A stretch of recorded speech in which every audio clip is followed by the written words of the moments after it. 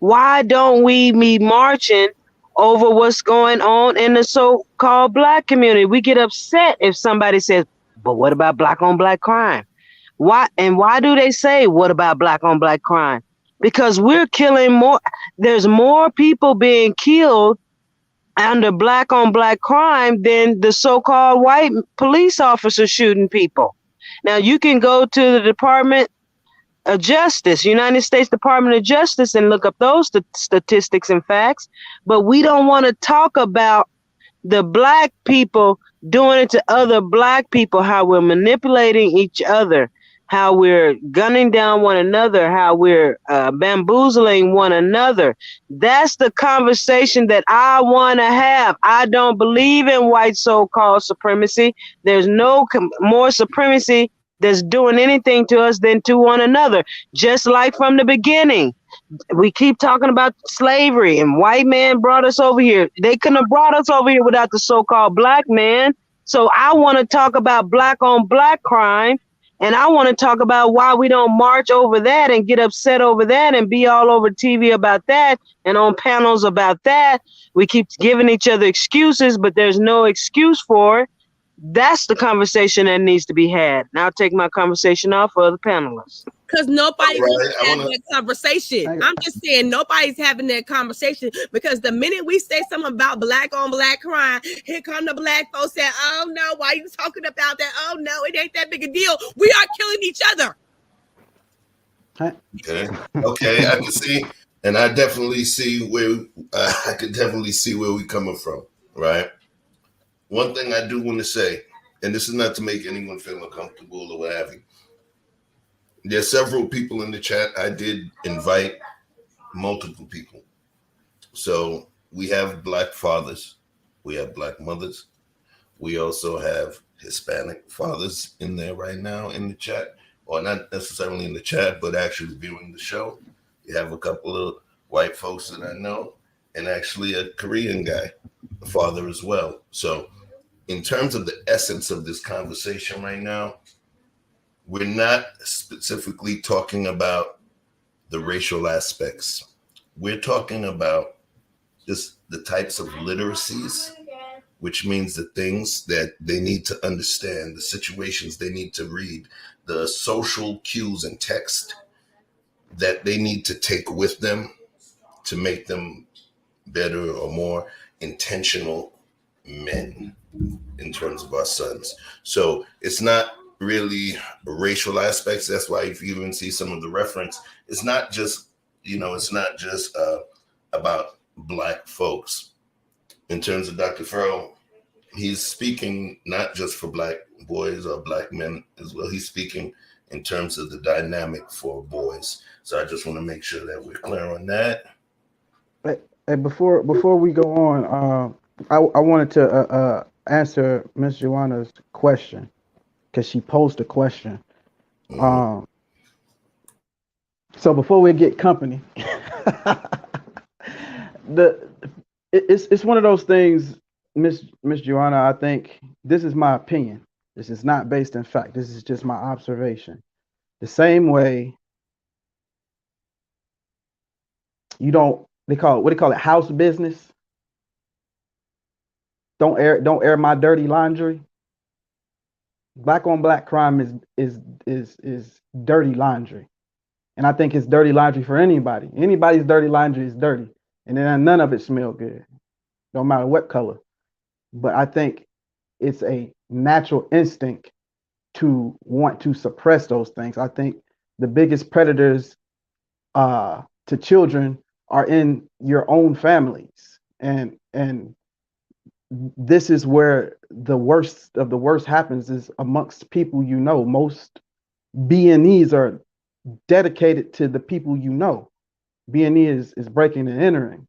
If your house got robbed, you probably knew the person or they knew you. So the idea of proximity infatuation, I think it can be just as easily attributed to proximity criminalization. So I don't think it's really a factor of, do black people hate each other? I think black people are in a joint economic adventure, and the cards we've been dealt have been unfavorable for a long time. And I what you're so seeing respect is, everything you just yeah. said. Everything you just said was absolutely correct. Now, if that's true, that it's about proximity, Mm-hmm. because if it's about proximity, it explains how so many so-called African slaves ended up here, because black people sold them into slavery. So that's Mm-hmm. proximity. I get that. So where does white supremacy continue to come up in our dilemma, in our degeneracy as a so-called people right now in 2021? Isn't it because, here's another question for you, Just Vic, in the panel and the chat. Isn't isn't most of the majority of our problems and our dilemmas stem from the proximity that we have with other so-called black people? Just like Neely Fuller Jr. said, we don't need to come together for any reason as a people, as black people, unless we have something constructive to dialogue about or to get done, because of the history of proximity. Proximity speaks to the fact that, if you broke into my house, Just Vic, regardless of you and I know each other or not, you don't respect me. You don't I'll give you respect that. me. You don't love me. So that's the conversation that needs to be had about so-called black love, so-called black respect, not about white supremacy. That needs to be shelved. On the other end of the conversation, we need to talk to other black people about why it is that you feel that it is okay because I'm in close proximity to you, but yet we want to argue that we come together. We want to argue that we come together, but when I come together with you and I live in the same neighborhood with you and I choose to support your business and I agree to support the agendas of the so-called black people, why do we continue to grab each other down through violence, through roasting one another on other channels, or whatever kind of degradations you can think of that we all do? Those points are true that you're making. Now the question is, why do we do it? And why do we think that's going to help us against the so-called white supremacy? If we chose to treat each other right, there would be no freaking white supremacy. There would only be so-called black supremacy, which is what it really is. Thank you. Miss Joanna, I don't want to disrespect the other panelists because I know they probably have some things to say, but I want to quickly address what you just said. I think you answered your own question, which with why do we do it? Now, I think the real question is, how do we fix it? And I think that's what today is about, which is the curriculum that we should be teaching our children, in this case, in particular, our boys. But as far as why we do it, it goes back to, you said, if you do these things to me, you don't love me and you don't respect me. And I think a lot of times people do evil or things that they might not otherwise do, because they don't have that love or respect for themselves. And everybody understands that it's very hard to love someone when you don't love yourself and you don't respect your own self-image. You hate your own skin. How easy it is for you to take another black man's life, but you wouldn't dare. The most gangsters of gangsters touch that white lady when she jogging midnight down the street in your gangster's neighborhood where another black man can't Thank walk you. through. So Thank you, brother. Well, can I say something big? Can I say something big? I agree with everything you said, but it was some points that I think we are missing. And I'm just sorry. I'm sorry when I say this, but I was just raised by a daddy who didn't have a high school diploma and got a good job and got a trade. I just think some of us in the Black community think fast money is gonna get the way out, and I don't believe they think hard work and longevity is they can't see longevity because they don't know, they don't have nobody telling them it's longevity. Okay, and sometimes a race it's the marathon that you're running, not the end of the race. And I still believe in some of the in our community, fast money, guns, and violence is the way. And they don't I don't see the hanging out with the drug dealers and the pimps and hoes is gonna get you somewhere. Amen. We celebrate that. We celebrate that. So if our young men, Black young men, celebrate themselves and say, look, I'm going to work hard, I'm going to work this job, and I'm going to take care of my family, and I don't need that fast money. I don't need that prison. I need to take care of my family. I need to be out for my family. Too many Black children are visiting their daddies in prison. I got a problem with that. And that's what Amen. That's and remember, that's what this actual stream is for. The stream is for not what do we do after the fact. The stream is not a correction. It's more so what we consider a preventative measure. Yeah, but at the same time, parents, as Black mothers, as Black fathers, we need to get some tough love. That's Amen. Right. Amen, sister. We need to say, I ain't taking this. I told my son and my daughter. Amen. You go to jail. I ain't messing with you. See, that's why we ain't want to bring women up here because y'all all emotional. You know how that goes. Okay. Listen, that's what the conversation is about. We want to keep our sons out of prison. What, Vic? Really? Baby, I'll be emotional every day. If I'm gonna keep mine out of prison, keep mine from a prisoner record, I'll be emotional every day. Because and I just gotta say, Vic, I appreciate your words and what you said, but I just gotta say to the sister, you're absolutely right. We may not be getting emotional enough. If you think it's emotion, then maybe that's what's needed. But the emotion is going to lead to the tough love part. Yes, the tough love part. I'm not going to be that mother when my son get killed and now I want to step up. No, I'm going to be that mother. I'm going to be that mother in my son's face. Okay. All of us on this panel right now are not incarcerated. So everything that we say at this point, everything that we're saying at this point is conjecture and theory. Now, again, I've given an anecdotal premise about my own mom and two of my father's brothers and some other folks in my family. That's not all anecdotal, and I'm sure you all probably have a few here and there as well. That's not emotion. Those are facts. I'm about facts over feelings. Now, I've given myself up in a couple of panels ago where I said I did wrong. I've been arrested at least maybe 4 or 5 times. I stopped counting. I've been arrested before. The majority of those times I was doing wrong.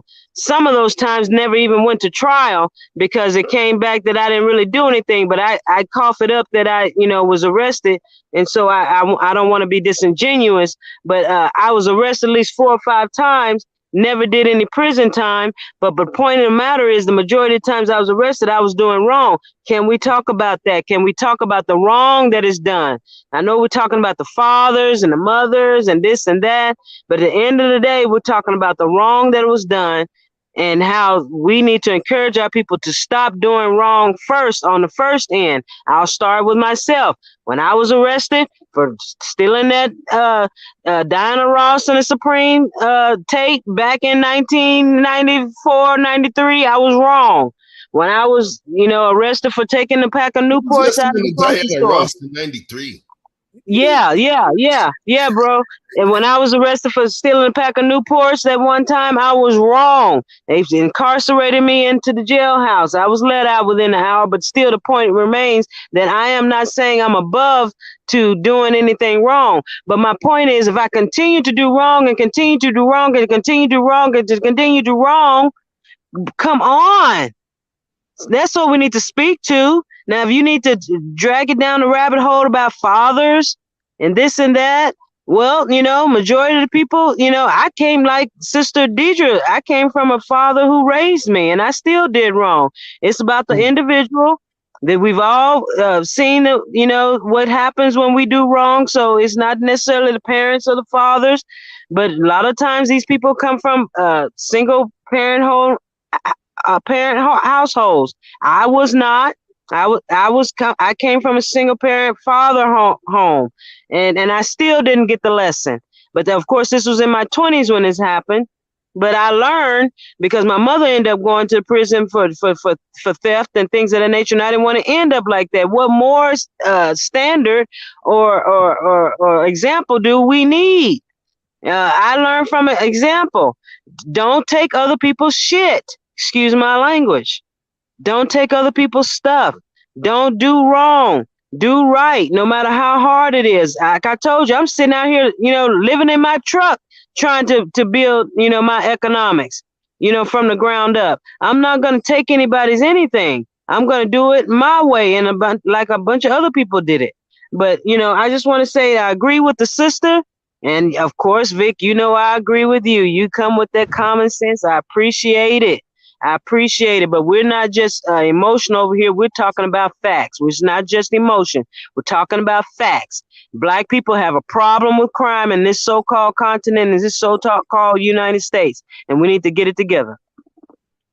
All right. I just wanted to set the record straight that both of our lady panelists that was in fact a joke, but I'm so glad that you elaborated, because you continue to make a bigger point. So thank you for it. Vic. I love you. I ain't gonna be mad with you. Okay, All right. Be jail. I ain't mad with you. I'm glad. Vic knows I love him. I love all these guys. I love all these guys. 100 Watts, Chef, even Truth. Although he's not on here anymore, I got much respect for him. Go on.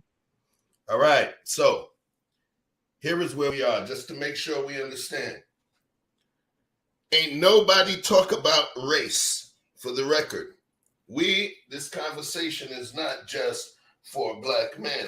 For the record, folks, this conversation is for men, period.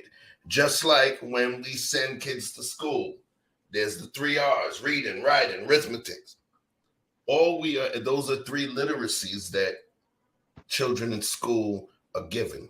So all I'm saying to you, everyone that's involved, is we have put together a list of suggested literacies that we're going to be covering. There's a series. We are not touching every single literacy tonight, but there's certain literacies that we're discussing. You know what I mean? One of the literacies is the emotional aspect. That's where we are.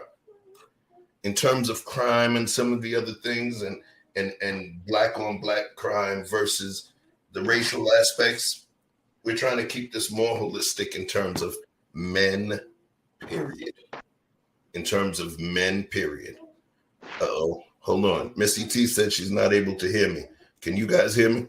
Yeah, we can hear you just fine. Am I clear? I can hear you, Chef. I can hear you. Perfect. Sorry, I hear you, Chef. Stuff. Thank you. So, with that being said, I can't have too many rabbit holes around Joanna. She's so sharp. She gonna unrabbit hole your rabbit hole. You dig a rabbit hole, she throwing the dirt back in it. You know what I mean? So here's what we're gonna do first. We're gonna talk about. I want to play a little funny video. All right, I want to play something very funny for you guys, but it's really interesting as well. All right, trigger alert. Don't get too pissed off, but this is something I want you guys to watch. It's going to take a couple minutes to watch, but it's rather deep. Well, I think so. And that's the reason you guys are going to see why I kept interrupting Joanna, because she kept mentioning somebody that was actually going to be someone that was featured shortly. All right.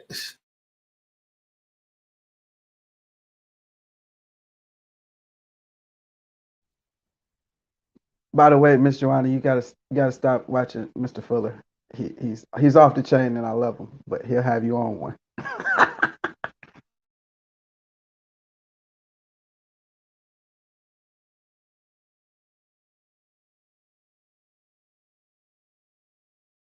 Well, any effort that will help black people to think about what they are doing and why they are doing it, and that's black people, not just the youngsters and all like that, but that's black people in general throughout the entire world. We don't have an agenda. We don't have a reason for existing that makes sense. We don't have a culture that makes sense. Because if you just look at the essence of black culture, you can't even enumerate what it is,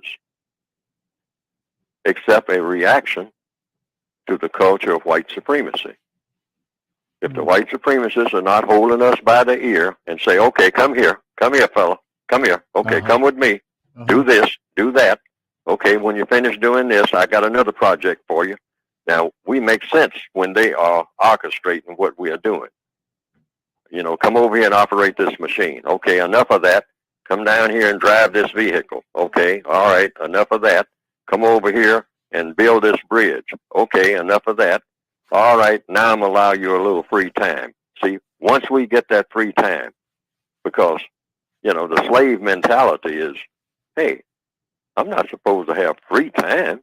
Somebody's supposed to be telling me what to do. So when I don't know, somebody's not telling me what to do every minute of my entire existence, I got no idea about what to do. I don't even know what I'm existing for. So then we fall into what we call the black culture stereotype, which is violence against other black people. And when I say violence, I mean verbal violence. Listen to black people walking down the street on their cell phone. If you don't believe it, if you think I'm making it up, listen to black people walking down the street on their cell phone. MF this and MF that. And I told that MF, and you know it. And I told, and then that's both males and females. The female saying, Keisha came over to my house and she come up with all that S and started talking about this and whatnot. And, you know, and she came over there telling me about Vanessa, and Vanessa is my sister. And I don't allow nobody to say nothing about my sister. This is, you know, from the back of the bus, cell phone talk. All hostile. Nothing pleasant. Not one word of civility out of all of it, wherever you find black people. Nothing being said that makes any sense at all. Nothing that is constructive in any way. And so we have to have a constructive culture. So the first step toward remedying that, black people shouldn't come in contact with each other at all under any circumstance unless they have a constructive agenda. That's the key. Bitch nigga, walk with a switch nigga. Why you switch nigga, talk high pitch nigga? Know how we get nigga. I concur. And I do too. But I do. Joanna, I knew y'all was going to concur. I concur with That's you. why I was telling you to wait, Joanna. I do got one thing to say. I do have one thing to say. And this is what I did learn growing up with my father and my mother. In the music too, some of that music, and I'm just being honest, some of that music is teaching our I'm teaching our young men, how to be disrespectful, and just some of that music they listen to is a problem too. I think some of that music it has spilled out in real life, and if they stop making some of that music and be a little more positive and stop lying and saying they own these houses and this money, some of that would portray some of this stuff that the kids see on TV and listen to the music. Because 90% of the rappers ain't got no money. Half of them is stuff they renting, and you don't know that until you get grown. And let me back this up by saying, you know, I completely agree with the sister.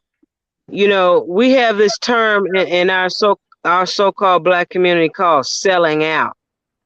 You know, this came up in another conversation the other day, last week. A question was asked to me. So do I think so-called black people who also had slaves were selling out. What do you call the so-called black people today who are making money saying these vile things, making money off of this so-called music artistry? To me, that's selling out because the frequency is low vibrational. The frequency is nothing about elevating the so-called black community whatsoever. It's about degeneracy. That's the sellout. Uncle Tom in the book, if anybody ever read the book, wasn't a sellout. We call people an Uncle Tom if we perceive them as selling out. He wasn't a sellout. It was Sambo. It was Sambo. It was Sambo and them who was selling out. Uncle Tom is the kind of so-called black person that we all want to be. He was just caught up in slavery. But yes, the music, it's propaganda. We let other people label it, and we say it's artistry. But what it is propaganda that so-called, if we can go there, who's owning the record company? Majority of the time, it's a so-called white man. So he's allowing and perpetrating for people who look like you and I, black men, to get up there and say things that degenerate the so-called culture, to make the so-called culture trash. And then, the woman's supposed to follow behind the man. But look what he's doing. So now she's twerking on the tables in public and in the restaurants. And, some of us point the finger and some of us say, well, there's nothing wrong with that. But, there is something wrong with that. If we want to hold ourselves up as a people and with a standard. But, like Neely Fuller Jr. says, we don't freaking have a standard. We don't have a code. People get mad at Anton, and I do not like the Lapeef station. But I agree with this. When he says, what is our culture? It's trashy. It's trashy for the most part. The people like you and I who are having these conversations, I'm not talking about us. But you know who I'm talking about. We call them the Pookies and the Ray Rays. Who do you think Chris Rock was talking about when he says two kinds of us? He said there's black peoples, and he says there's the N-words. We already make the distinctions. So then we get on to people who make the distinctions, and then we degenerate them, as if there's something wrong. But we all know there's two separate kinds. There's 3 or 4 separate kinds. There's kinds who will rob you and steal from you, smile in your face.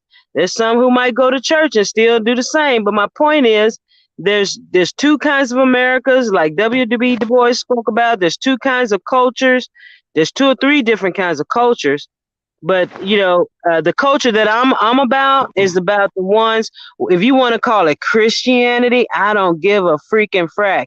If you want to call it respectability politics, I don't give a freaking frack. I believe in doing each other right. Right is what's right. And if you're doing wrong, then you're wrong. And there's no gray areas with me on that. If you're doing wrong, you're doing wrong. All right. For you. So the question is, I understand all of you guys' feelings on this particular issue. So since this discussion is specifically related to literacies to give our young men, our boys, to make them into men.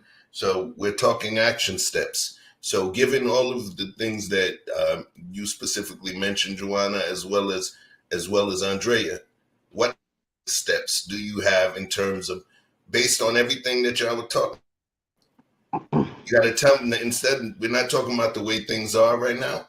We're talking about what stuff literacy you would want to put into your young men in order to make them intentional and move forward better in this world. So what do you guys have? It starts with the family. It starts with parenting. The scripture teaches that children should honor their mother and father. Mm-hmm. We all heard that a million times. I spoke with my father about it.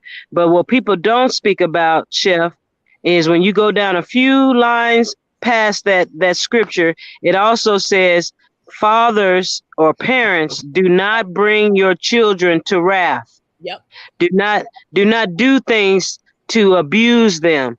Do not do things to disrespect them. So when you ask about the steps, The steps are first to acknowledge that we are all children of God and we all deserve the respect and honor that is bestowed upon us all from our Creator. We need to speak with one another with respect. We need to treat one another with respect, and then you carry that so-called respect out into your community, out into the world. What I observe is a lot of disrespect out in our own communities, and then we carry it out outside of those communities into the world. If we can just start there with that one little code. Now, Neely Fuller Jr. has a whole book that he's written about a code of conduct and standards about how so-called Black people should operate. And I suggest that we all look that book up, download it, read it, reread it, reread it again. But it all comes from love of self, understanding that we all come from the same Creator, treat each other accordingly. What's going on these days and what's going on for centuries is that there is no there is no respect for the human being that God created, and the way that we speak to each other and the way that we treat each other. If we start there, right there, nobody could come against us. If we stood on that, there would be no such thing as white supremacy. There would only be us honoring one another and treating each other well. Thank you. Thank you. And I appreciate you. I appreciate you for that action step. I put that up there, and it's perfect because in terms of the emotional literacy and the situational literacies, which are the two that we're covering today. And then you have to talk to your sons and say, this is what I expect from you. I expect this from you. I expect that you're going to go out there and honor me and honor the family. I expect you're not going to do nothing to disgrace our name. I expect that you're going to go out there and how I raised you, it's going to be shown. Because that's something that the rules that my daddy told all his kids. Okay, we don't go out there and we don't go out in the streets and show our britches. Okay, that's something my daddy say all the time. And I expect something from you. I don't expect, and if you do something wrong, you're gonna be chastised. Now I ain't saying giving them, people do spank and whoop, okay, but you can do all that too and punish. But sometimes sometimes kids need a whooping. Okay, for real. Sometimes. I'm not saying do it all the time, but sometimes they need a good whooping. And then they'll learn they ain't gonna do it again. Because let me tell you something. I might have feared God, but I sure did fear my daddy. Okay, my mama, she always did all that talking. But when she called my daddy in, that's a whole different ball game now. And so I'm just saying, it's something. And I tell my son what I expect from him. When he go to school, my son's a straight A student. He's 7 years old. I expect your job is school. That's it. I pay all the bills up in here. Your job is your school right now. Okay. And that's what I expect from him. And when I go to his parent-teacher conference, he's sitting right there with me with the teacher. And we got to expect and say school is school. And this is what I tell my son. If school is the way out, if school is I find this so funny. If school is the way out the hood, if school is the way out of everything, why we ain't going to school to get out of the hood then? Amen. Amen. School is gonna make you money. If you tell the kids it's gonna make you money, if the school is all of this, why your behind ain't in the schoolhouse getting them good grades, trying to get to them college? All right, so let's talk about it. At this point now, we're about to dig. And of course, if you don't have any children, it may be a little different, but I'm going to play something. And then after I play it, I'm going to ask an honest question. And if you choose not to answer it, just please say you choose not to answer it. Okay. Right. Chef, what about the brothers? Did the brothers have anything to say about your last video? But between you and Andrea, I forgot we have brothers on the panel. Yeah. Hey, what's up, guys? Hi, guys. Keep my mouth shut. Hey, Watt. Somebody pull Watt string. Right. Come on, Watts, talk, Guys. baby. Say something, baby. You still with me? I mean, I really don't know what I could say to. I mean, I don't have any pushback for what they said. He's I mean, afraid look, Andre gonna scream at him. no, no, no. I mean, I saw Hanifa made a comment in the chat. She said Pookies and Ray Rays are our scapegoats. These are still our sons. I understand that because like all the element that we speak of, those are still my cousins. Those are still my uncles. Those are still people that's in my family. So I'm not about to just throw them in the dirt. Like that's just not about to happen. I'm sorry. The way that I was built was that family was that family is everything. You know what I'm saying? Like the family is supposed to be the base, the foundation of where you come from. That's what represents you. Like this little one running here in the background. When she goes out in public, the way that she acts when she out in public, that's a representation of me. You know what I'm saying? So I can't just throw her away. Just be like, nah, you ain't following my standards. I ain't rocking with you no more. You gonna have to go over there with the rest of the ingrates, and y'all gonna have to figure it out by yourself. That's the. I mean, I guess that would be pushback. That's really my only thing with that. Hey, so I want to piggyback off of Watts. I see you, Chef, all day long. Cool. So, Miss Joanna, you spoke about some of the artists. I believe that's where you left off about the artists, the music artists.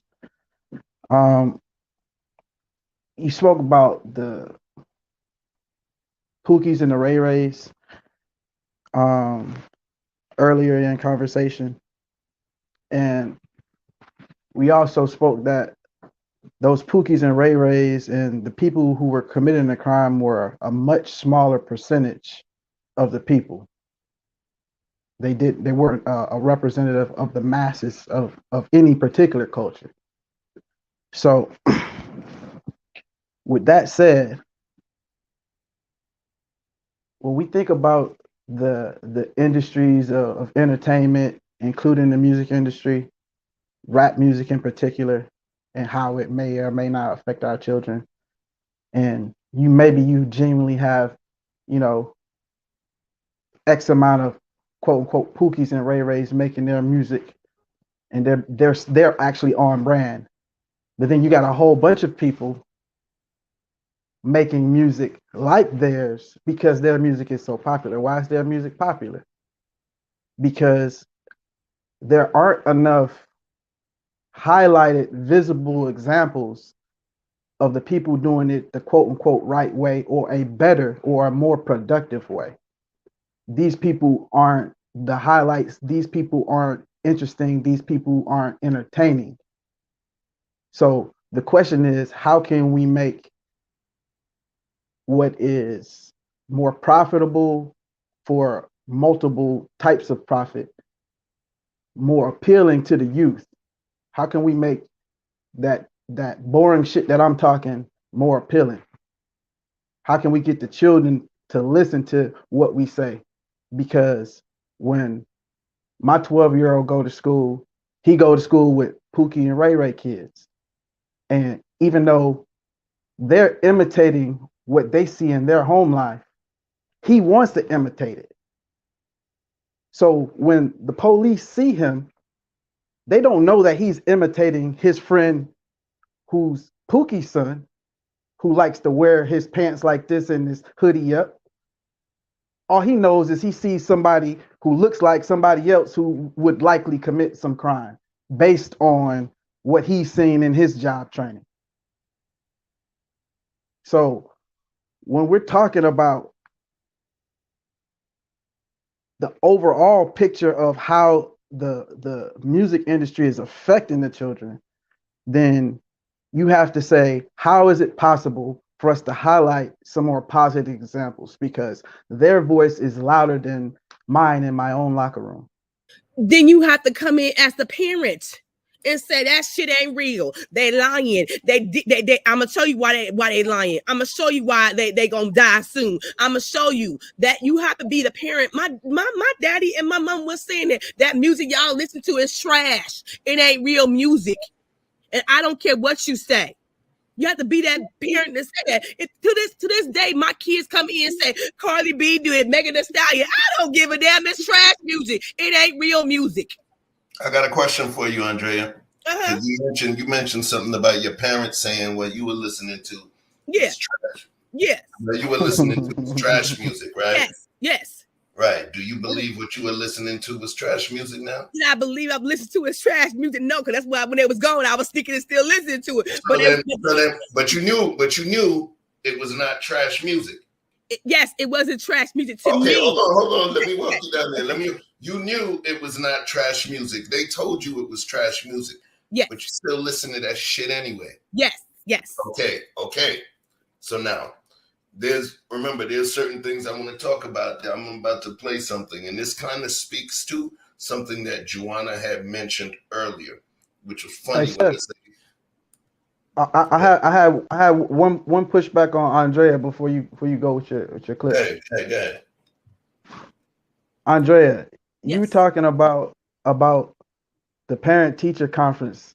Yes. That you would go to, and your son would be right there. Yes. And what I wanted to say to that is that hold on, man. I have a speech I give my kids before I go to this parent teacher conference. Okay, I tell all my kids this: don't let me get to that parent teacher conference and I get blindsided. It's gonna be on and cracking. So if you done some shit, you better go ahead and tell me now before I get there, because I swear on my mama, it's gonna be hell to pay. I've heard that speech a couple times. So if you done so wrong, just go ahead and tell me. So when I get there, I'll be like, thank you for letting me know. I appreciate it. I'm gonna talk to him about it or her about it. So I tell my kids that all the time. Okay, well, go ahead and answer your question now. Okay, so when we talk about what's going on in the school system, we understand that our children's friends are a big influence. The teachers, not as much, maybe coaches. And the teachers are always asking or saying basically their hands are tied, because a lot of the issues that the kids who have behavioral problems in school represent the home lives. Everybody's not going home to a healthy, happy home with a refrigerator full of stuff. Yes, with a door that locked. You know what I'm saying? So the whole idea. Hang on just a moment. I'm gonna cook just a little longer. Okay. Now, what I'm offering is that even in those small cases where there are dire circumstances that the children are in, when you compare it to with the rest of the middle class or the lower middle class households, these are working households. Most of these kids are still this day latchkey kids. The television is raising them. Their diets are screwed. Their bedtimes are non-existent. Their music, their friends, and the internet are raising the majority of our kids. So when you talk about the influence of music, media, social media, that's why, in my opinion, the web has such a deep hand on our children and such a Vic, deep Vic, I'm gonna give you some pushback. I'm sorry, Vic, but I'm gonna give you some pushback. Okay, if you would invest it in, look, these kids are my investment. I'm invested in them. I want to see them have a bright future. Okay, so when I had my other two kids, okay, their daddy had their own business. He was down at that parent-teacher conference. Let me tell you something. I had a mother who had 7 kids. Parent-teacher conference was important. My daddy wasn't at that parent-teacher conference, but he sure did hear about the parent-teacher conference. That parent-teacher conference is important. And plus, Vic, I had an IEP. So my mother was invested in me to make sure I was going to be somebody when I grew up. So she was down at that meeting with the teacher. You got to be, even though this pandemic, when I've been a homeschool mama for almost 2 years, I'm invested in my kids' education. I want to know what's going on. And at that parent-teacher conference, Vic, the teacher said, Ms. Lynch, my son takes ADD medicine. A couple of days he didn't take it. She said, that's why he was talking to me too much time. I said, you know what, ma'am? I'm sorry. I'll take responsibility. He ran out of his medicine. Okay, so my teachers have my phone number, have my text message. If you can't reach me, text me. I will be there. If my son is acting up, I will be there, or I will leave my job because I got it that way. I'm invested in my children. Did you hear her say that number one word, self-accountability? When she said her son, her teacher noticed he was acting a little differently, and she said he didn't have his medication today. I accept full responsibility for that. Self-accountability in the home is what's needed. Even freaking Cardi B, the one most vulgar artist on the script today, says she would never let her child listen to her music. What does that tell you? It does play a factor. And Vic, one thing, Vic. It does play a factor because of the frequencies that it's on, and I'll name it again. It's low level frequency. There's different levels of frequencies, just like on your radio station. Some of them come on real clear, and some of them are fuzzy. But my point is, we gravitate to try to bring in the fuzzy instead of what is nice and clear. And what is nice and clear is what's always been: treat each other right, speak with each other with respect, go out into the world with respect for other people as well as yourself, and everything will be good. But it starts at the home, like the sister said. It starts with the parenting. It starts with the parenting. My kids, you got a bedtime. Bedtime is by 8 o'clock at night. We got bad food. I'm off at 2:30. So when I get my kids at home by 3 o'clock, I'm doing homework, making dinner, because 8 o'clock, I'm having my wine, watching my reality shows. I want it silent up in here. This is what I'm as a parent of younger children, and being a parent here in this technology wave, I would say that I do feel like there's an advantage that we have. So to not be involved in your children's education, it's your fault, right? There's an app. I have an app on my phone. Thank you. That lets me know where my daughter's school bus is. I have an app on my phone that lets me message her teacher back and forth at any point in time. Of course, she always asks, just keep it within business hours. That's the only thing she ever asks, just keep it within business hours. That's all she ever asks, right? I can communicate directly with the teacher.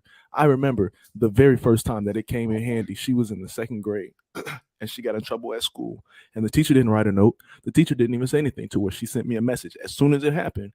She sent me a message and said, "Hey, she's being a little aggressive. She's not really sharing today. She's not." Didn't say anything. As soon as she came home, "How was your day, sweetheart? Everything good? Woo, all that." Then I showed her the message. "So how come your teacher said that you were being aggressive? Explain to me what it is that she was talking about." "Well, no, So your child. I didn't want to make it a thing to where you just automatically blow up on your kid. Hey, you don't just automatically blow up on your kid and blame them and make it seem like it's their fault. You give them an opportunity to explain. Talk about it. See what happened. Okay. You was wrong. So now I'm gonna make sure that you was wrong." And Vic, if kids have structure, I'm a foster mom, okay? And I run my house like a military. We have structure, we have bedtime, we have everything's wrote down. The time we doing this, time we doing that. It's structure. And when they have structure, they will thrive. They will thrive, okay, if they have structure. But you gotta have it. My mom had 7 kids. Do you think how she kept all of us in line? She had a chop or to order. Who washed dishes tonight? Who cleaned the kitchen? Who doing this? It's structure. And if you a little chaotic, okay, I'm a little chaotic, so I got structure. Everything's written down for the kids to see what time bedtime is. Make the bed up in the morning. You back on your floor. You brush your teeth. And bedtime is 8 o'clock because Miss Andrea needs her me time. All right. That's absolutely right. That's absolutely right. I'm an only child, and my father made sure all before I was 13 years old, I had a bedtime, and it was 9 o'clock. It was 9 o'clock. But before it was 9 o'clock, it was 11 years old. It was 9 o'clock, 8 o'clock. 8 o'clock, all children are in bed. There needs to be a structure. And if you don't have that structure, then you're leading to you're leading to something where the person grows up and they don't respect the structures that are established out in the world. There must be a consistent structure within the home. It's parents established that. Now, some parents come from homes that there was no structure, but that doesn't mean that you can't grow up and look around and observe in the world how other people are raised like you was raised, where you can just stay up past midnight, and you're a toddler to 10 years old, or you out on the corner or on the front porch, and just because you're at home, you think that's structure. That's not structure. It needs to be a structure, a time. Well, like she said, everything's written down. This is what we're doing today, and this is why. You can talk to your child about that. This is what I love what she said about this. This is what I expect for you to be like when you go out into this world, when you leave my home. This is what I expect. And children need to know what you expect. At the same time, you have to be that person who honors that so-called thing that you respect. Now, I'll take it off the response right there. All right. So let me jump in here. Anybody got anything else to say before I say my piece now? Okay, no way. Real talk. All right. I'm cutting you off, Vic. So now I'd like to go back to the thing that we were talking about before. And you see up on the screen, because all I asked was for an action step, right? So I got a lot. So back to that question from 20 minutes ago. The action step Joanna provided was, fathers, do not provoke your sons to wrath. All right? That's one. So now, in terms of one of the people that we're speaking to right now, we got Andrea. I want to show a video, right? And then I want you to tell me kind of what you think about that in terms of the methods that were employed for this particular young man.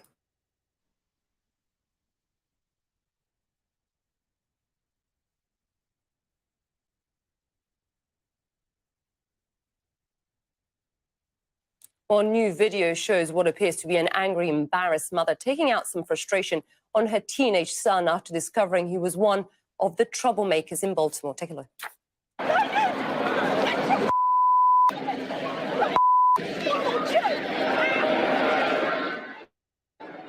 Well, you can hear the woman shout, "I know that's you," before she rips off the teenager's mask. This video, as you can imagine, is getting a lot of attention online. Baltimore's police commission even took notice. And if you saw on one scene, you had one mother who grabbed their child who had a hood on his head, and she started smacking him on the head because she was so embarrassed. I wish I had more parents that took charge of the kids out there tonight.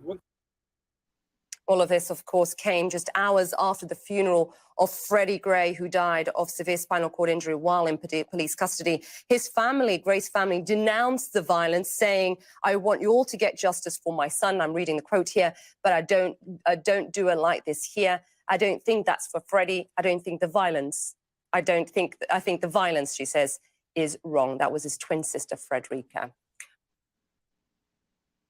No, I'm not going to hit my son. I'm not going to hit my son because striking him in front of everybody makes people laugh at him and everybody calling him a sissy and all that. No, I'm not going to do that. But I am going to go down there and say, "Look, son, this is not right. Come on home. I don't want you arrested because they arrest us real quick. Come on home. I understand your frustration. I'm going to have a conversation with him. And you might be a little grounded for being out here without my permission." Okay? That's how I would handle that. I didn't ask you. I ain't asked you no question yet. You don't even know what I was going to ask you. I ain't asked you no question yet. And I'm going to chime in, Chef. Wait, I didn't ask any question yet. Okay, my bad. No, not you. I'm just saying, Joanna. But I can see, brother. I can see, Brother Watts was really riled up before he put on his avatar. He was sitting up and getting up in his chair. He was biting at the bit. He did not like, and I do not co-sign violence of parents against their children, which is why I quoted that scripture about fathers do not bring your children to wrath. You do not have the right to disrespect them and be violent with them. Correction is always appropriate, but I completely co-sign with the intentions of that mother about going out there and grabbing her son in that situation. He has no clue of what's going on. He has no clue of the politics behind it. He has no clue that the black, that the police chief was black and the people who arrested him was black, and all that was black. And black town, black city. Most of these things happen in so-called black cities. It has nothing to do with so-called white supremacy. Not saying that you did, Chef. Not saying that's why you brought that up. But I just wanted to say that had nothing to do with so-called white supremacy. That had to do with so-called wrongs that were done, and this so-called black mother gathering up her chicklets to keep them out of trouble, because it really is none of their freaking business. What their business should be about is staying out of trouble and leveling up to produce and be producers and creators for themselves and their family, and also for the culture. All right, thank you. So let me kind of bring this back. I played the video for a reason. So I'd like to, so that we don't get back into the blackness aspect of it, right? This is actually an inclusive conversation. There are people that are viewing this that are not black. They want to learn too. This is about sons, fathers and sons. I made it inclusive to include mothers that are raising sons on their own, so because that is a significant thing within our community as well. So I wanted to bring it that. But now, in terms of going back, I want to go back to the video. The reason I played the video was to ask a specific question, because we are raising men. Yes. The men that we are raising are the future leaders of the community. True. Okay? They are the future leaders of the community. So it's important that the perspective that you're coming from, if you have nephews, if you have little brothers, if you have sons you're raising, or that you have significant piece in, that's going to be perfect. Because if you don't have a dog in the fight, it's like the white person talking about what the black community needs to do, right? So now, the reason I played the video was to ask a specific question. Okay. The men becoming the leaders in the community, we want them to be intentional. We want them to be brave. We want them to hold themselves, each other in the community accountable. Mm-hmm. What you watched was a specific video based on protest over the killing of a man. True. What you were watching was someone that was out there during the protest of the killing of a man. We did not see that young man doing anything. We did not see that young man goofing off. We didn't see that young man committing a crime. The only thing that we did see, and him having his face covered, was wise too, especially during protests. So what I'm saying to you is, what we watched was a man that was there at a protest, and that's the only thing that we really have any knowledge of. As a parent, now watch this. It wasn't all that other stuff. As a parent, if we wish for our children, our men, to become leaders of the next generation, to champion change, to fight and buck the status quo, to be that change that we require, to hold people within their own community as well as other communities accountable. Let's talk about it. Do we stop when our sons are actually doing something that shows that they're willing to step out there in order to speak to the causes that need to be spoken to? And please, if you don't agree with whatever that cause was, then replace it with a cause that you agree with, okay? Yeah. So, Can I? Let me. Hang on 1 second, White. So I'm gonna give it right back to you. Now, we spoke about structure, right? Mm-hmm. And establishing structure in the home. Mm-hmm. This is our home. We have a structure. Mm-hmm. Chef's the driver. Mm-hmm. So he presents the questions, he presents the order.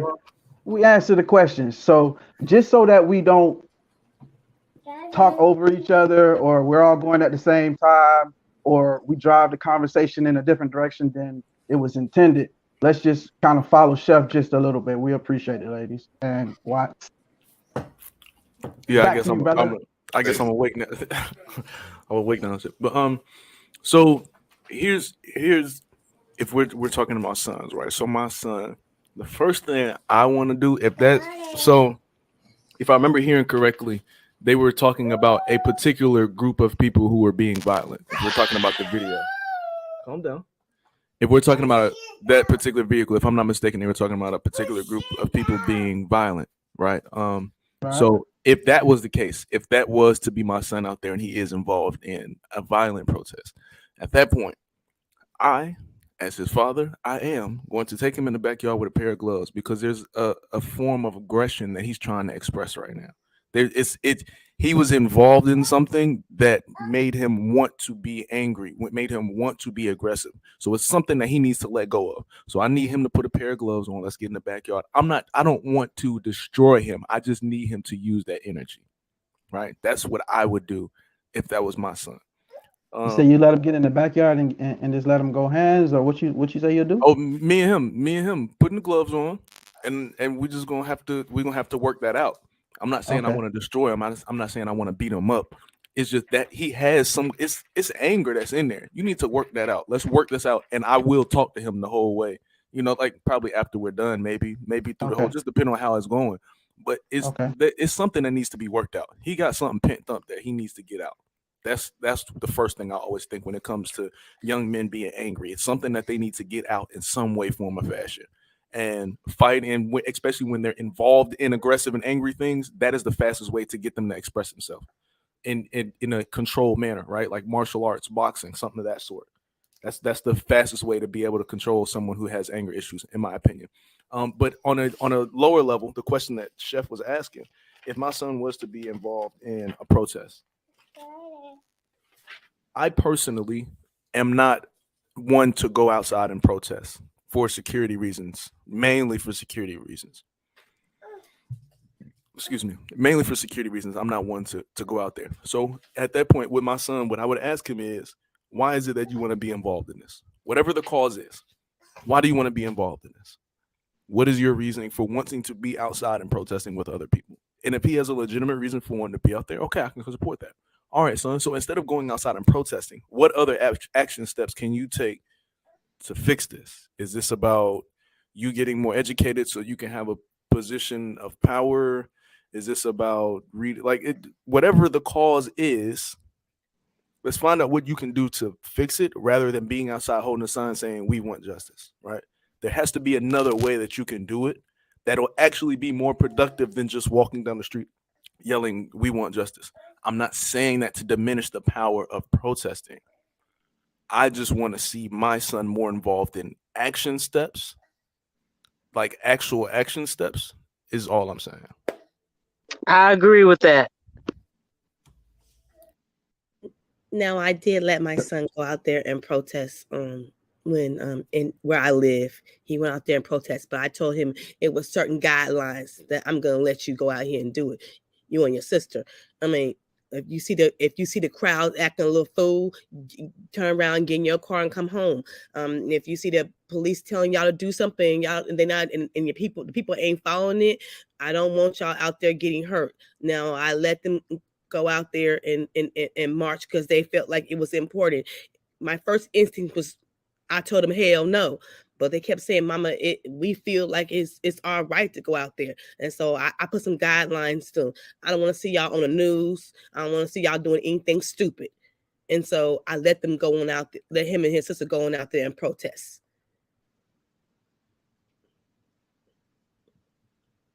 Okay, I could dig that. I can't. Aisha said, my child ain't going out there outside protesting bullshit. So let's talk on it. Let's talk about that, Aisha. It's important. I want to talk to you about that because I know myself. The time that I came up in New York, I definitely did protest. There was a guy named Michael Griffiths that got killed on his way home from work. It was in an area called Howard Beach, right? That was a borderline in Brooklyn. Literally, Howard Beach, if you know Brooklyn, the end of Linden Boulevard, is after you pass the movie theater, there's Howard Beach is that area. And he literally was coming home from work and he was set upon by some white guys beat him to death. You know, I participated in the Al Sharpton and then with the marches, protests. There was another guy, okay, and that was in Bensonhurst. He was killed. You know what I mean? He was going to buy a car. One of his homegirls, all right, because he went to a school named New Utrecht, and it was in Bensonhurst, New York. And he literally was going to buy a car. One of his schoolmates, you know, around her way, there was a car for sale, so he rolled with her. Went to the area. Some cats from the hood saw him. One of them used to deal with her, and they beat him to death. Shot him. You know, and I participated. You know. So I think it's important. I believe that it's important. I believe, yes, that change is hard to come by. But I have to rage. All right. I see some of these organizations are scams. So because some organizations are scams, do we not come together as a people? Black Lives Matter organization is a scam. We're not talking about the organization. I don't think we're talking about the organization, because before Black Lives Matter was an organization, it was actually a movement. It was an ideal. It was an idea, and it was more so a movement. It was not an organization until somebody incorporated it after the fact. But what is a scam? Is it the scam that Black Lives Matter, or going up and down the street crying, protesting is not changing anything? So remember this. I just want to say this. I don't want to beleaguer this point too much. What if I said to you guys, the going up and down the streets crying and protesting? What if I told you guys the purpose of protest is not necessarily to create change? It's not. The purpose of protest is to create noise. It is to create attention. It is to stop traffic, to bring attention to a specific point. That's what I believe protest is. Does marching actually make change? No. Do you really think that Martin Luther King marching created the change? No.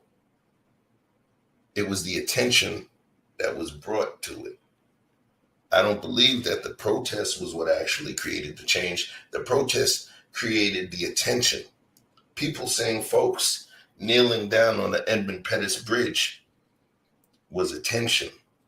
It gave images that people could see. It gave something that folks could actually see and be stunned and astonished by. I don't believe that's the actual change. You know, people protest in different ways. But like I said, the whole point of the protest is to make people hear, to bring the conversation to your face. A lot of us think about the problems that exist outside as other people's problems until it happens to one of ours. Until it happens to one of ours. It was the other folks' problem. You make a very good point, Chef, because I always bring up Christopher Reeves. You remember Christopher Reeves? Superman. A lot of people don't know the original Superman in this generation. It's so much stuff that just they don't have any clue about. But the whole idea is that we all knew him as Superman. So to see him in a wheelchair, can't move because he fell off a horse outside the movie, like it didn't make any sense. Like, wow, Superman? Yeah, I felt bad. The irony. But the idea is that if you all remember, Christopher Reeve became one of the biggest supporters and proponents for stem cell research. Yes, he did. Yes, he did. Michael J. Fox with multiple sclerosis. So I'm not trying to isolate them in particular. I'm just saying that people have a vested interest in the things that affect them the most. So it makes sense. Dog in the fight. They got a dog in the fight. So when you're talking about how you would address this young man in the middle of a movement that he is inspired to be a part of on his own, not something necessarily that you cultivated, but that's been cultivated from the foundation you gave him, that he's built on it himself. So the question is, how do you properly use that energy? So Watt suggested that, allow him to dissipate some of that anger or rage, because he assumed that it was rage or anger. But if it was that, that's how he would allow him to deal with that.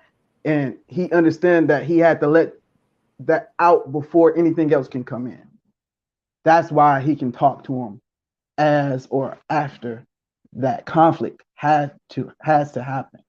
And I think that's the part that the man has to be there for. The boy cannot effectively rage against his mother. You understand? And it be acceptable. And she be able to deal with it. A teenage boy ready to rage and having nowhere to turn it. How do you as a mother deal with that? But you can ask him what change he want to see, and if him and his friends and his community that he kicking it with, are they doing that right now? What if he's past talking? He don't want to talk, Mom. Yeah. So a great example is George Floyd stuff. So we know that these things come on our timeline, and we see police brutality and all these different kinds of things. But I don't know what it was. Honestly, I would probably say it was listening to the video. Listen, we don't have to get too deep into it, but that situation in particular, it actually like touched me. Like it actually affected me. Like I was actually riled by it. I'm almost 30 years old. You know what I'm saying? And that touched me. So I can only imagine what a teenage kid was feeling at the time. And for me, the only thing, I promise you, the only thing that helped me relax when I did that was going to lift weights.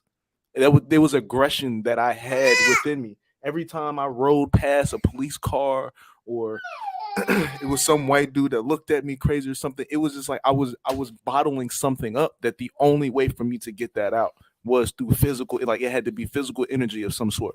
That's why I said these boys, they need something like martial arts, boxing. It's like something of that sort to be able to work that kind of energy out, because there is no replacement for that. There's no conversation, no therapist, no medication. There is no replacement for that.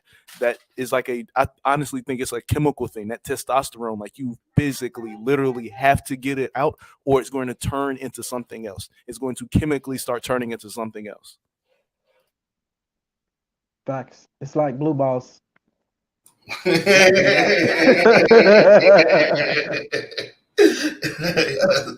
take that. So I'm gonna ask a question. And this is a question. Well, this is going to be Andrea, Watts, Vic. So, what do you see within your sons or child the child that you help raise that you would like to change or address?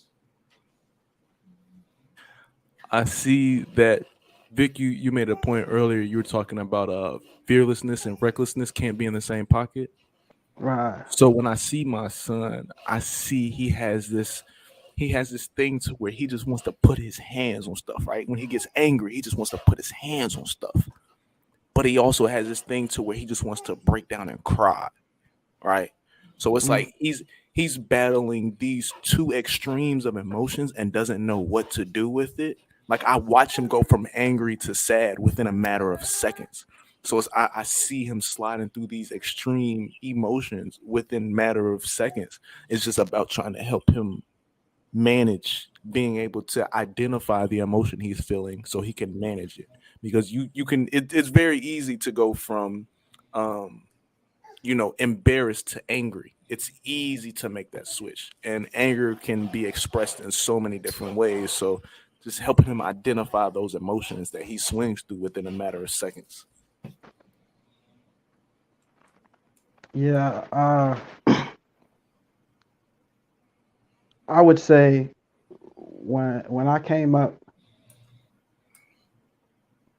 one of my flaws was I spoke too quick. I would identify things and I would want my credit. Hey, aren't we supposed to? Hey, that's not the. You know what I mean? And I got spent a lot of time getting smacked in the mouth till I learned to curtail that back the other way.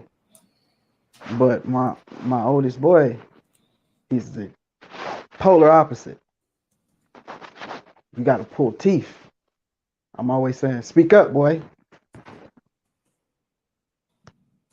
And that is his fight. And I don't know that fight. But because he's so observant, he's like he clings to the things that he respects. And it's hard to tell what he respects until he asks you for one. Can I get dreads? Oh, you like dreads now? Can I listen to this? Can I download that? How do you know about Playboy? Who put you on this? Oh, you've been on this. Okay. Oh, you getting this from your little friend. I see. That's why you want to wear slides everywhere, just like him. Even though I tell you to put your damn shoes on. So the influences that sometimes grab, if I could allow him the confidence that he needed in himself, that's what I'm working on him in particular on, his self-confidence. And I'm trying to the way I was trained to build self-confidence is a string of successes, small ones. Set yourself up for small successes. And as you see yourself actually accomplish these small goals, no matter how small, you being diligent and disciplined, it gives you that euphoria and allows you to keep craving to do that. And then you'll be self-propelled. So, that's the one thing I was. And I'm wondering what 100 Watts dancing to over there. It seems like.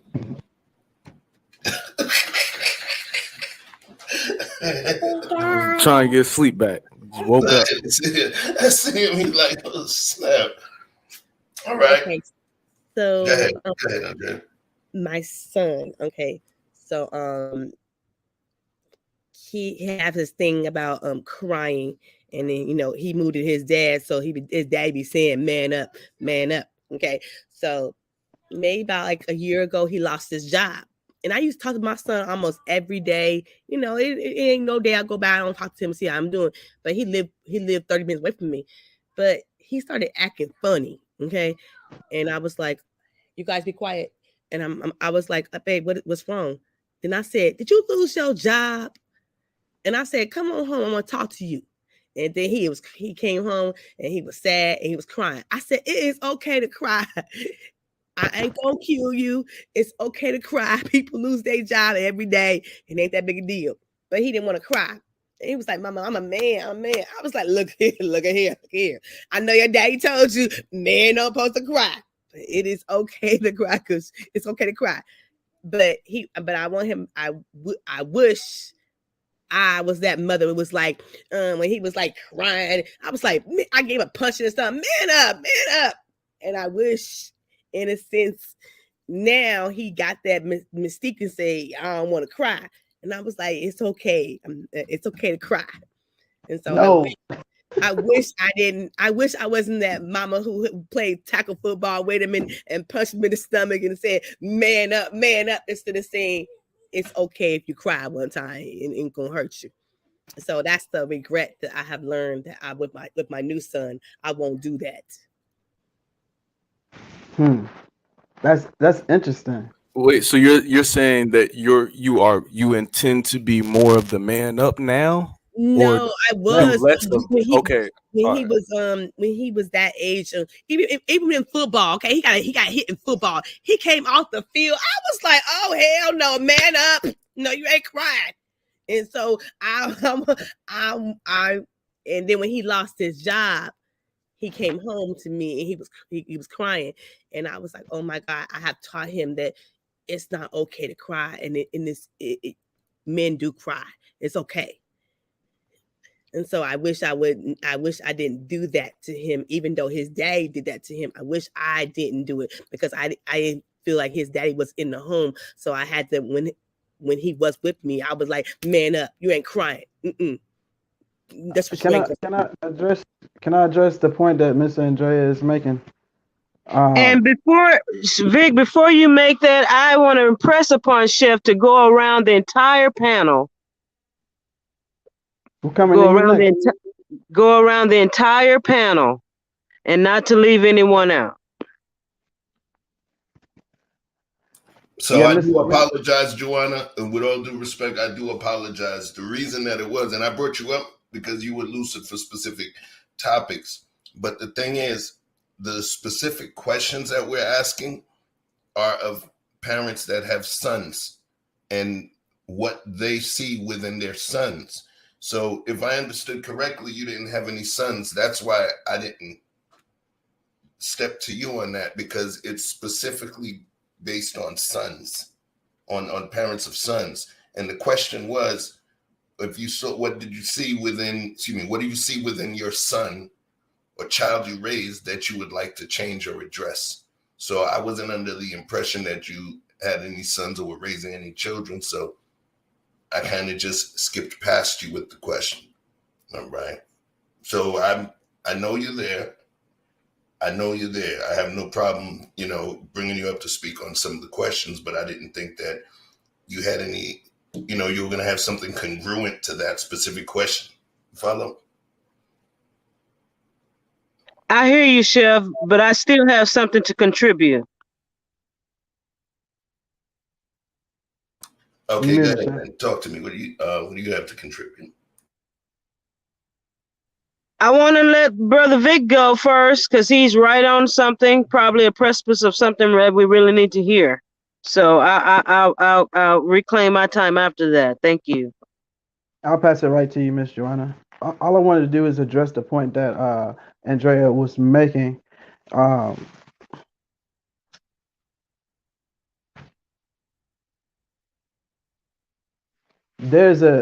have to, unclog the gears real quick, but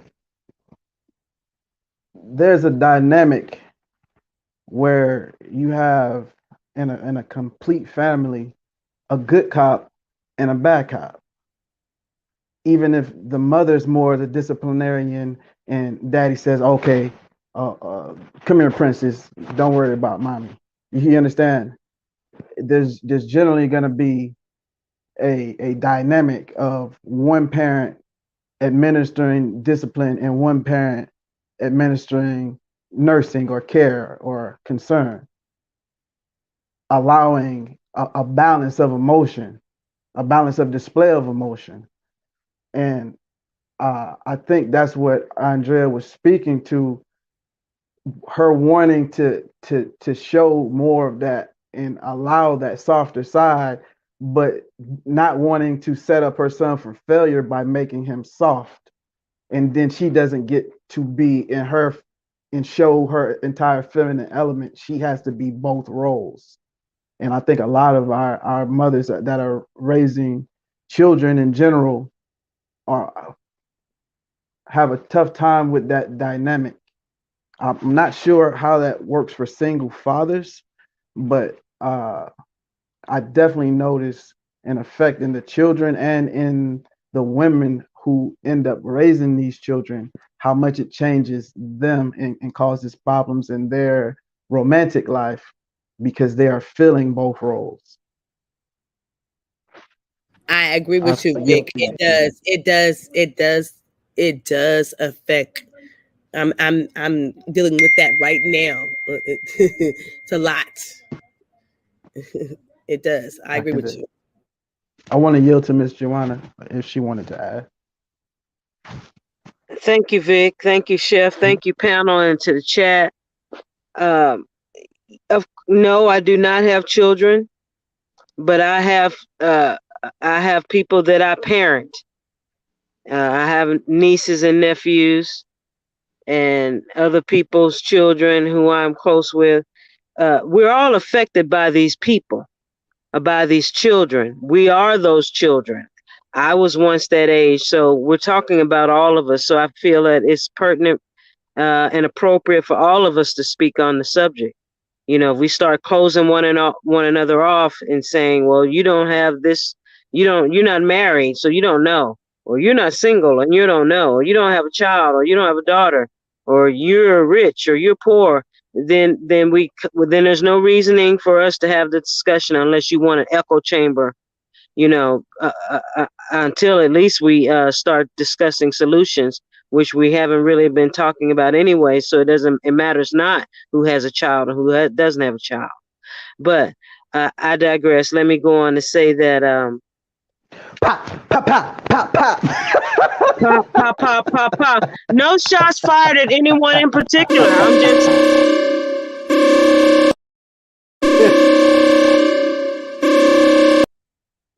Can you hear me? Can you all hear me? Yes, ma'am. Yes. Shut your mouth. Yes, You better shut your white mouth. You better shut your white mouth. I think until we start speaking about solutions, it matters not about who has a child or who has a nephew or whatever. We're all in this together, so to speak, as far as the outcomes that are generated from the situations. For instance, that young man, the video that was brought up. I don't have a son, but one of the things that I agree with is with what Brother Watts said, is that son has some energy that needs to be positively directed towards something else. Now, working out and boxing or some type of physical activity is essential for young people. Another thing that's essential for young people is that would help that situation is to because that young person is obviously frustrated, or they wouldn't felt the need to be out there anyway protesting. What that person needs to be empowered with is knowledge about his history, about so-called other Black men and women who have fought the good fight without going out there and endangering themselves. There's all kinds of prominent activists that have done so much for the so-called community without having to put themselves in danger, without having to lose their job, without having to suffer any serious consequences. I do not agree with her putting her hands on her child, but again, we don't know what the history is with her and that individual, so I'll leave that there. But I just wanted to chime in on that. As far as, everything that needs to be done with the parent-child situation, it starts in the home, and it starts with the parent leading the child by example. It starts with educating the child about the history and about the current events that are going on and the politics that are going on, and why such and such is allowed. There's so many different variables that are being discussed right now, and those are some of the things that I'd like us to discuss. Except for the things that we see, there are things on the underlying surface, and I do agree that it's okay for men to cry. I am not a proponent of them crying in public. I never saw my father cry, but he is of the old school. He was born in 1947. I've never seen him naked, and I've never seen him cry. So, but that doesn't mean it's inappropriate for men to be naked, and it doesn't mean it's inappropriate for men to cry. But as the leader of the household and of their group or community, it's important for them to impress upon the people that are following them strength and power at all times. And to see a man cry could make people fearful. And I don't want our people to be afraid. So I do believe that it's okay for men to cry. I do believe that that's something that should be done in private. But yeah, we need to let our boy children know, whether it's your nephew or your own child or a friend, next door neighbor, or whatever, that it's okay to be a full human being and to experience every feeling that entails to be a full mature human being. Uh, Grown men have protested. Grown men have stood up for something, but it was a certain way that they did it that made it so profound and so historic and so respectable. And that is what we need to point to impress upon the young men is how you do something, how you speak, how you move. Okay, thank you. Thank you, Joanna. So going back to this, remember we're talking about specific things. There's multiple literacies that we will be covering within this particular series. Today, one of them was the emotional aspect, situational aspect as well, in terms of the literacies. So there's going to be more pieces that we're going to cover, but it's too much to have within a 4-hour conversation. So we're going to be piecing those out. Now, I just wanted to ask you the question, because I know you said don't skip you with, so I'm going to ask you that question, because you stated that you do have nieces, nephews, or what have you. So let's change it, the question, from what it says about son. What do you see within your nephew that you help raise that you would like to change or address? Thank you. That was an absolutely wonderful question. A particular nephew that I have is just about to turn 14. And something that I would like to see changed is my own interaction with him, not him per se. He is a beautiful spirit, but without me putting in what I have that is beautiful into him, then he is just going to be a product of his environment. That's why I impress upon anyone who's in a child's life, especially the parents. They're number one. But let's say that the father is in jail, or like my mother did 2 years in prison. You know, there's a lot of things that were left on the table with my indoctrination about becoming a woman. What happened? Other family members, female family members, stepped in. So sometimes the father or the mother cannot be there, and that's why I don't want to leave out other people when we have these discussions, because a lot of the parents are not available for the conversation. So you went back to that point, so I got to go back to the point. I disagree with you, and I vehemently push back upon that, because this conversation is not about everything that's going on in the community. This conversation is for the fathers. If you feel that all of the fathers are not there, there's portions of this conversation that we haven't touched yet that's going to speak to that.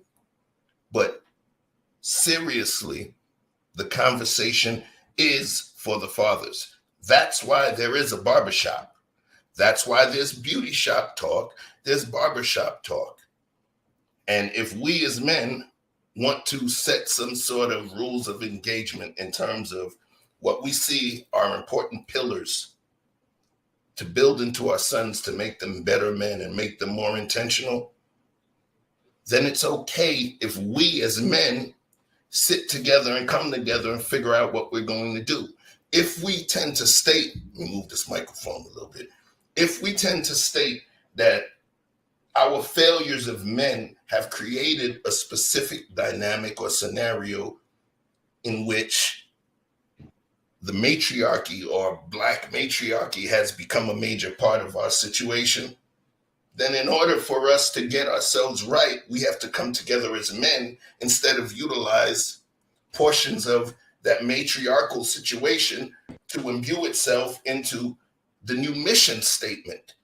If it's us taking back our manhood, building back that manhood into our men, how can we truly do it if the matriarchy is interweaving its own particular principles in there? So, like I said, they don't let women into fraternities. They don't let men into sororities. It's okay for the conversation to take place with just the brothers. It's an important dynamic. It is an extremely important dynamic. So this is not that we're making it exclusive. We're making the conversation specific to you, daddy. And there's going to be a piece that I bring up as well. We got a couple more little video clips to touch, but you'll see where I'm going, why it's so important for the conversation to be about the men. So, you know what? I agree, Chef, that the conversation should be about the men, but I thought because you had the women on the panel that you wanted our input. If this is just a dialogue, if this is just about the men and their sons, then of course I bow out. Respectfully, with no malice and no funny feelings about it. But I never brought up matriarchy. I never brought up these type of things. I never brought up this type of conversation. I thought the conversation was about something else. Now you're pointing out to me that the conversation isn't about what we were all talking about. It's just for the men. So I'll completely bow out respectfully with no animosity and no resentment. Okay. It's not, that's not what I'm saying. I just want to bring a level of understanding. I'm not telling you to bow out. All right. All I'm stating is that the actual name of this event is called the Fatherhood Cognac Sip. Right. And what we were doing is, it says, grab your snifter, your favorite cognac, brandy, and a cigar. Join us for a powerful discussion with some great perspectives, information, and potential action items. All fathers of sons are welcome to participate in this powwow as a panelist. Now, what happened was Andrea, who's raised 2 Black men, popped through. And I said, you know what? Especially because she has Black sons, I felt, you know what? Yeah, let me bring her up here. Okay. But naturally, she wasn't even going to be up here. But the thing is, it made so much sense. So I'm not stating that your piece or you don't have any dog in this fight. The information you've been providing, what's crazy, you're taking us to points that I didn't get to. So when you're saying we need to talk about this is scheduled over there because this conversation is huge, right?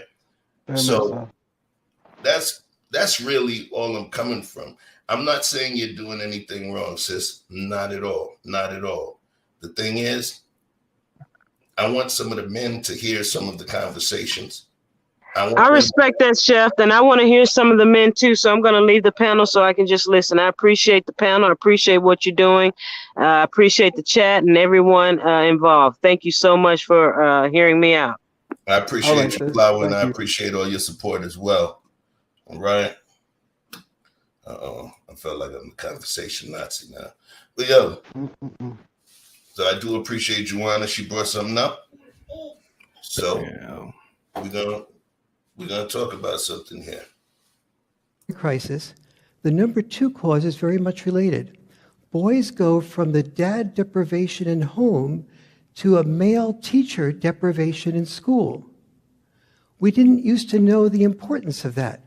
We now know that boys do better with male teachers on average. But we also have discovered this year, as a result of the UN doing a study worldwide, that the feminization of education is a contributing factor to boys' problems. When the United Nations did a study worldwide, they found that boys all over the world are 1/3 more likely to be graded higher on a reading test when the teacher does not know that the person who took the test is a boy. This leads to cause 3, lack of purpose. When I was a boy, we basically had 2 senses of purpose. You were either a warrior or you were a sole breadwinner. But as divorces occurred, male-female relationships got shook up, and boys and the feminist movement came in, and they did a wonderful thing, which was they expanded girls' sense of purpose from the old raise children only to being able to raise children, raise money, or do some combination of both. But no one stepped in and helped expand boys' sense of purpose.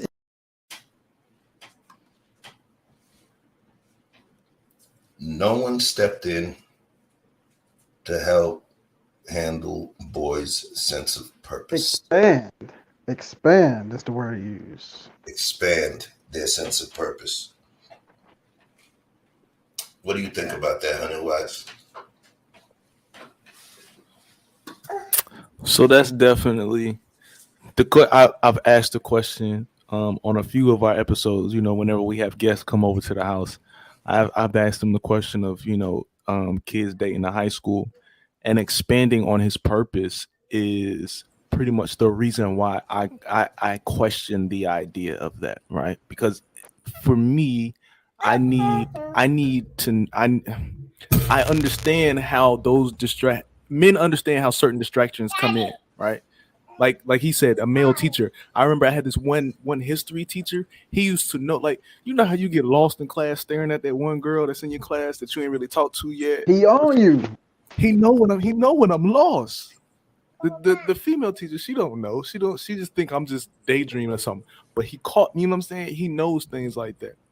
I know, like, you know, our fathers know certain things like that about us, and that's why I pose a question, like, making sure the focus on the purpose is the number one idea, because, you know, you can get lost in making sure you got the freshest clothes so you be the most popular in the school, but what is the purpose of that? That purpose, like, that's one of those things that's important to me.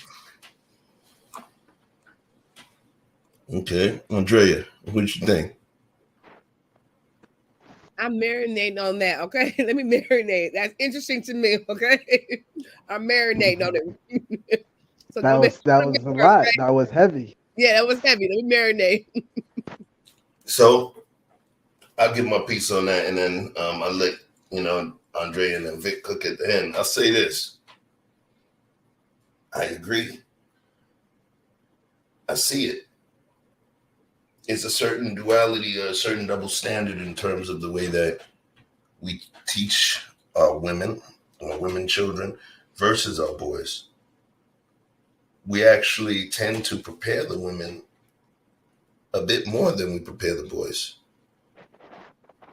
I believe that women receive a lot more growth training than men do. Women naturally get certain conversations before men do. Women naturally get the puberty conversation before men do, because women have to go through their cycle, and normally that comes at an early time. So there's certain things that women are taught to hide. There's certain points when they come into their femininity, they're taught by the strong women within their families about their feminine wiles, about the things that you do, not being as impulsive as a boy may be, because a woman has her femininity to protect. It's more of a protection of her womanly essence that's taught to them. They're taught so many things. They're taught how not to be fully honest with a man. You know, that's another conversation, because you know how boys are. So you can't really let them know you like them. You got to play coy, this, that, and the other. They receive so many lessons to make them more well-rounded thinkers. People tend to say, women mature at a faster level than men. When we speak to that, I don't believe that's a fair assessment, because in order to make a true test, the variables have to be the same.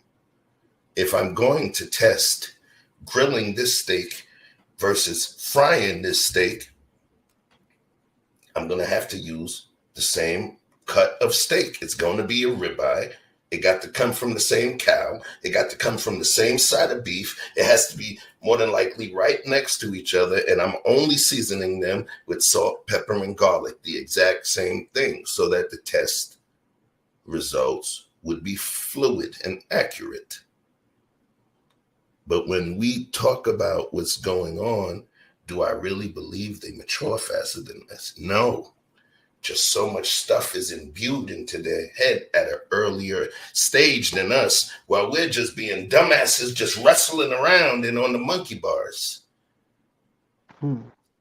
Okay. So, yeah, so personally, I do believe, I fully agree. He just gave one specific dynamic of it, thing that makes them, it expands their knowledge base so that at some point they can come into our area. Where it could bleed into our area or our masculine area. But yeah, I agree with what you said, because you're right. I'm before my son moved to his dad, I was hard on my daughter. I was drilling this stuff. You ain't gotta get a job. You gonna support yourself, blah blah blah. But when my son moved to his dad called me. He said he a little lazy.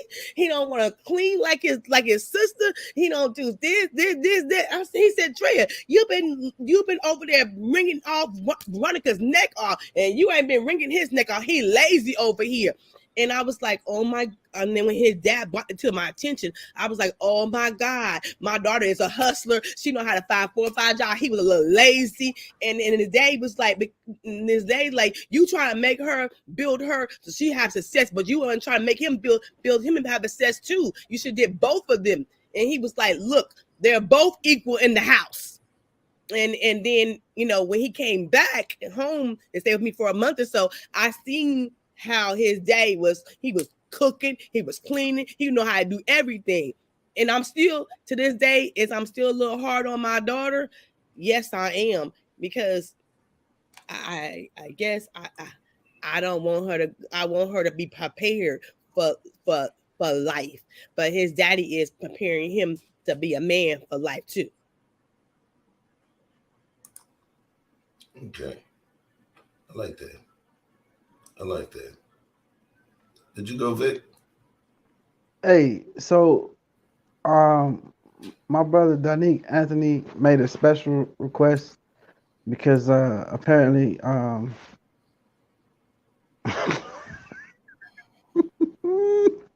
them shoes too big, Chef. Them shoes too big. Some of the words is too. So for everybody who didn't catch exactly what Chef was getting at, the girls ain't better. They give the girls all the stuff. I'm just saying. Translation. Pretty much. Okay, I'm gonna give you the translation. It's after 11. Listen. They teach girls all kind of shit. They teach girls about how to avoid getting tricked by dudes, by us.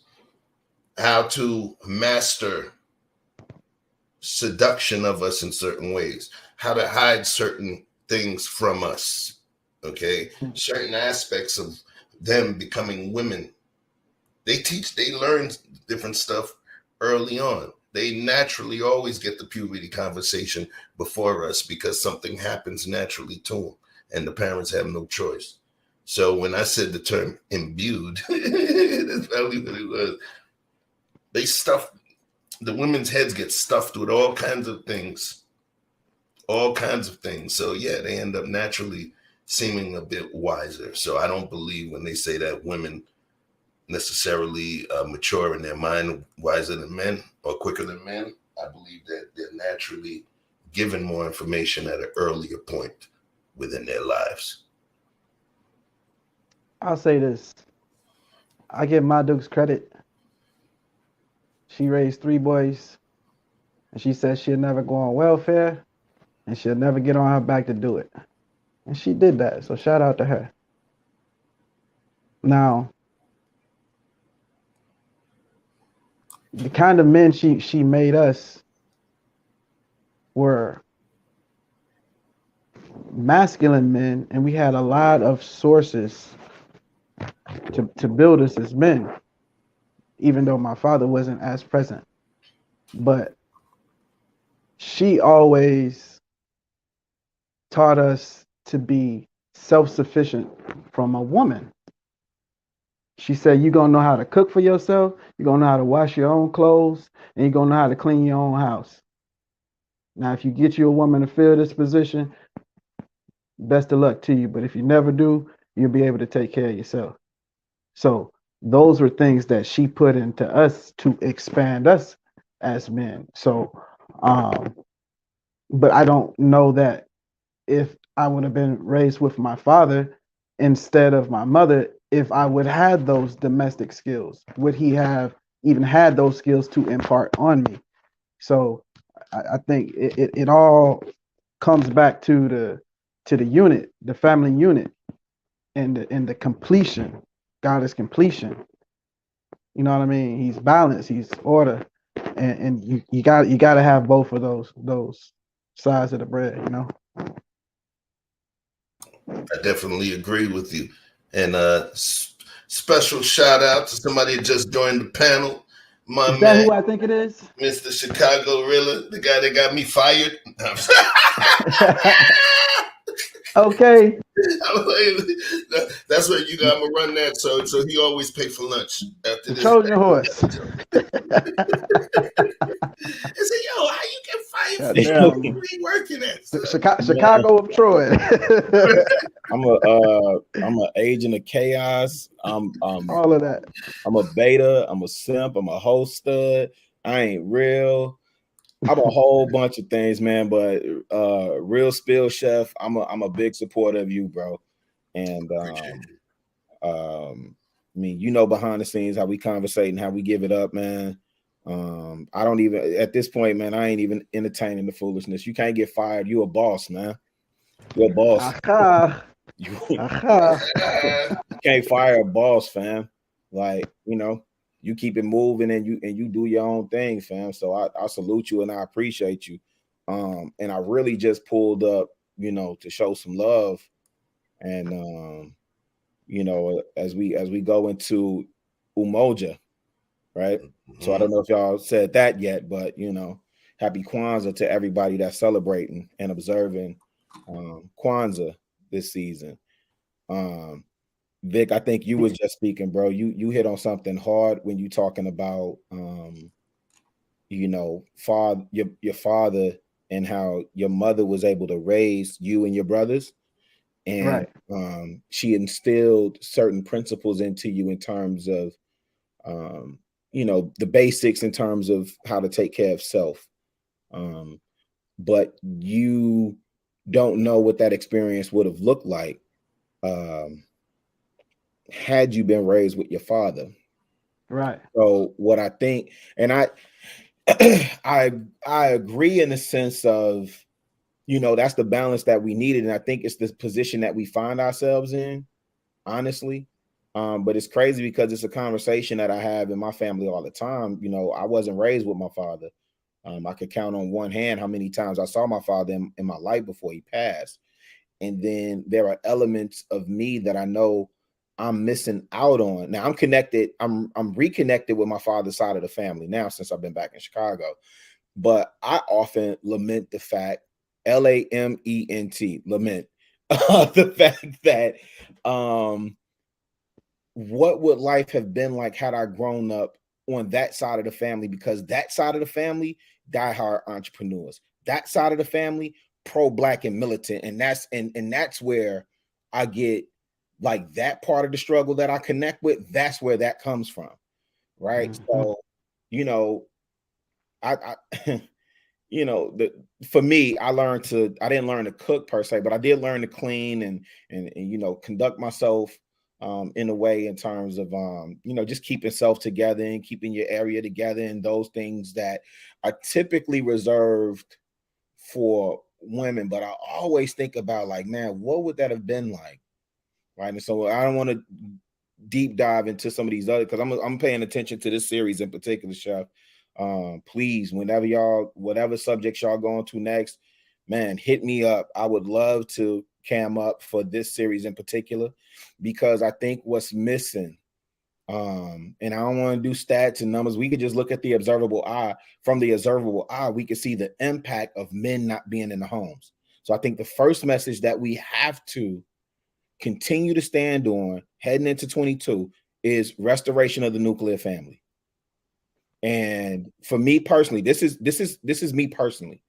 For all these dudes running around, I hear about Chef, can I curse? Okay. So I'm being respectful, but for all these dudes that run around talking about dick discipline to me is abstinence until you find your wife. I know that's unrealistic. I know that's not a popular opinion. I get it. That's how I'm raising my boys, right?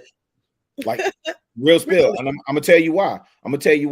Because at the age that I'm at, and for every man that's sitting here, you may have a different opinion, but I'm gonna tell you right now, for every nut that I busted, I could have waited.